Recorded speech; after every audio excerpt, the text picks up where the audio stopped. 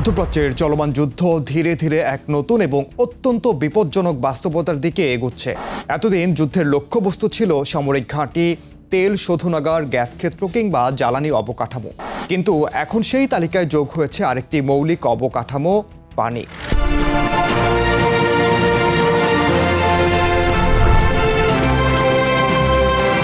সম্প্রতি বাহরাইন জানিয়েছে একটি ডিসালিনেশন প্ল্যান্টে ইরানের ড্রোন হামলায় স্থাপনাটির কিছু অবকাঠামোগত ক্ষতি হয়েছে। ঠিক তার আগের দিনই ইরানের পররাষ্ট্রমন্ত্রী আব্বাস আরাকচি অভিযোগ করেন যুক্তরাষ্ট্র দক্ষিণ ইরানের কেশম দ্বীপের একটি মিঠা পানি তৈরির প্ল্যান্টে হামলা চালিয়েছে, যে কারণে অন্তত 30টি গ্রামের পানি সরবরাহ ব্যাহত হয়।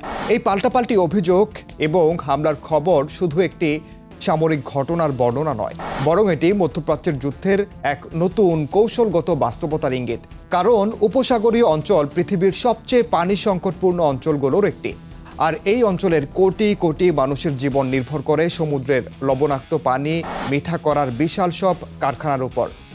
ডিসালিনেশন প্ল্যান্ট আসলে কি? কেন এগুলো উপসাগরীয় দেশগুলোর জন্য এত গুরুত্বপূর্ণ? কেন এগুলো এখন যুদ্ধের সম্ভাব্য লক্ষ্যবস্তু? আর এই বাস্তবতায় ইরানের কৌশল কি? তাই জানাবো এবারের দৃশ্যপটে। সঙ্গে আছি আমি, ওমর ইনাল।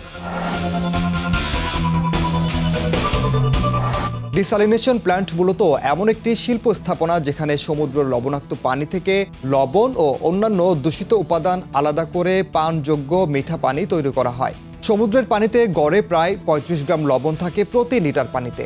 এই পানি সরাসরি মানুষের পান করার উপযোগী নয়। তাই এই লবণ ও অন্যান্য রাসায়নিক উপাদান সরিয়ে পানিকে নিরাপদ করার জন্য বিশেষ প্রযুক্তি ব্যবহার করা হয়। এই প্রযুক্তির মাধ্যমে সমুদ্রের পানি শুধু পান করার জন্যই নয়, কৃষি, শিল্প ও শহরের পানি সরবরাহ ব্যবস্থার জন্যও ব্যবহারযোগ্য হয়ে ওঠে। উপসাগরীয় অঞ্চলের ভৌগোলিক বাস্তবতায় এই নির্ভরশীলতার মূল কারণ। এই অঞ্চলের অধিকাংশ দেশ মরুভূমি পরিবেষ্টিত। এখানে বৃষ্টিপাত একেবারেই কম এবং নদীও প্রায় নেই বললেই চলে, যে কারণে প্রাকৃতিক মিঠা পানির উৎস খুবই সীমিত। গবেষণা অনুযায়ী উপসাগরীয় অঞ্চলের প্রায় 90% পানির উৎস আসে ভূগর্ভস্থ পানি এবং ডিসালিনেশন থেকে।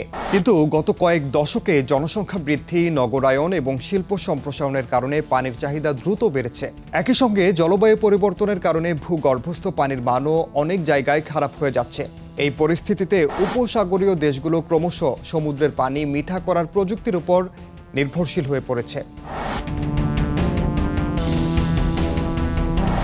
বর্তমানে সংযুক্ত আরব আমিরাত থেকে কুয়েত পর্যন্ত আরব উপসাগরের তীরে 400টিরও বেশি বড় ডিসালিনেশন প্ল্যান্ট রয়েছে।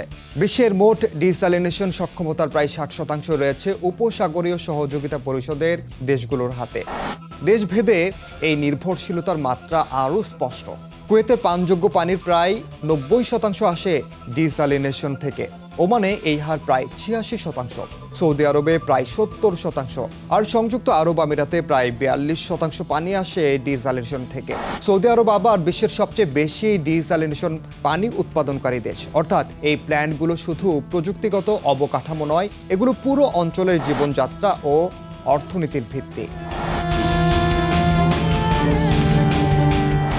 যুদ্ধের সময় যে অবকাঠামো একটি দেশের জীবনযাত্রাকে সবচেয়ে বেশি প্রভাবিত করতে পারে, সেটি সাধারণত কৌশলগত লক্ষ্যবস্তু হয়ে ওঠে। উপসাগরীয় অঞ্চলের ক্ষেত্রে ডিসালিনেশন প্ল্যান্ট ঠিক সেই ধরনের অবকাঠামো। কারণ একটি বড় ডিসালিনেশন প্ল্যান্ট সাময়িকভাবে অচল হয়ে গেলে কয়েক লাখ মানুষের পানির সরবরাহ ব্যাহত হতে পারে। বড় শহরগুলো কয়েকদিনের মধ্যেই পানির সংকটে পড়তে পারে। এই বাস্তবতা যুদ্ধের সময় এটিকে অত্যন্ত সংবেদনশীল লক্ষ্যবস্তুতে পরিণত করে। বিশ্লেষকদের মতে উপসাগরীয় দেশগুলোর এই দুর্বলতায় ইরানের জন্য একটি কৌশলগত সুযোগ তৈরি করে। কারণ বাহরাইন, কাতার বা কুয়েতের মতো ছোট রাষ্ট্রগুলো তাদের পানির প্রায় পুরো চাহিদা ডিসালিনেশন প্ল্যান্ট থেকেই পূরণ করে। অন্যদিকে ইরানের কাছে রয়েছে নদী, বাঁধ এবং অভ্যন্তরীণ পানির উৎস, যা তাদের তুলনামূলকভাবে কম ঝুঁকিপূর্ণ করে। যে কারণে সংঘাতের সময় পানির অবকাঠামো লক্ষ্যবস্তু করলে উপসাগরীয় ছোট রাষ্ট্রগুলোর উপর চাপ সৃষ্টি করা সম্ভব, যা সামরিক নয় বরং রাজনৈতিক ও কৌশলগত চাপ তৈরি করতে পারে।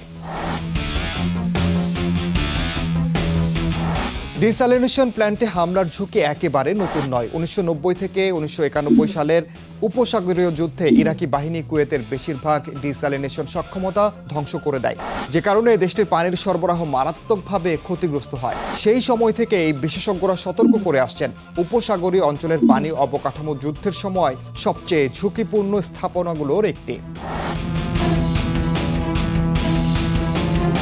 যদি বড় কোনো ডিস্যালিনেশন প্ল্যান্ট ধ্বংস হয়, তাহলে তার প্রভাব শুধু পানির সংকটে সীমাবদ্ধ থাকবে না। পানি সরবরাহ ব্যাহত হলে কৃষি উৎপাদন কমে যেতে পারে, শিল্প কার্যক্রম বাধাগ্রস্ত হবে এবং শহরের জীবনযাত্রা অচল হয়ে যেতে পারে। এছাড়া উপসাগরীয় অঞ্চল এরই মধ্যে খাদ্য আমদানির উপর অত্যন্ত নির্ভরশীল, যে কারণে পানির সংকট সরাসরি খাদ্য নিরাপত্তার উপরও প্রভাব ফেলতে পারে। সবচেয়ে বড় বিষয় হলো, পানির নিরাপত্তা নিয়ে মানুষের মধ্যে ভয় ও আতঙ্ক তৈরি হতে পারে, যা সামাজিক স্থিতিশীলতার উপর চাপ সৃষ্টি করে। বিশেষজ্ঞদের মতে এই ঝুঁকি মোকাবেলার জন্য উপসাগরীয় দেশগুলোকে পানির নিরাপত্তাকে একটি আঞ্চলিক নিরাপত্তা ইস্যু হিসেবে দেখতে হবে। যৌথ পানি সংরক্ষণ ব্যবস্থা, কৌশলগত পানি মজুত এবং বিকল্প উৎস তৈরি করা এখন অত্যন্ত জরুরি হয়ে উঠেছে। কিছু দেশ এরই মধ্যে বড় পানি সংরক্ষণ প্রকল্প তৈরি করেছে, যেমন সংযুক্ত আরব আমিরাত কয়েক সপ্তাহের পানির মজুত রাখার সক্ষমতা তৈরি করেছে। তবে দীর্ঘমেয়াদে আরও ছোট এবং বিকেন্দ্রীভূত ডিস্যালিনেশন প্ল্যান্ট তৈরি করা, নবায়নযোগ্য শক্তি ব্যবহার করা এবং আঞ্চলিক সহযোগিতা বাড়ানো, এসবই হতে পারে ভবিষ্যতের সমাধান। মধ্যপ্রাচ্যের যুদ্ধ প্রতিদিন নতুন নতুন সীমা অতিক্রম করছে। তেল, গ্যাস ও সামরিক ঘাঁটির পর এবার যুদ্ধের সম্ভাব্য লক্ষ্যবস্তু হয়ে উঠছে পানির উৎস। প্রশ্ন এখন, উপসাগরের ডিস্যালিনেশন প্ল্যান্টগুলো কি মধ্যপ্রাচ্যের এই সংঘাতের পরবর্তী বড় ফ্রন্ট হতে যাচ্ছে?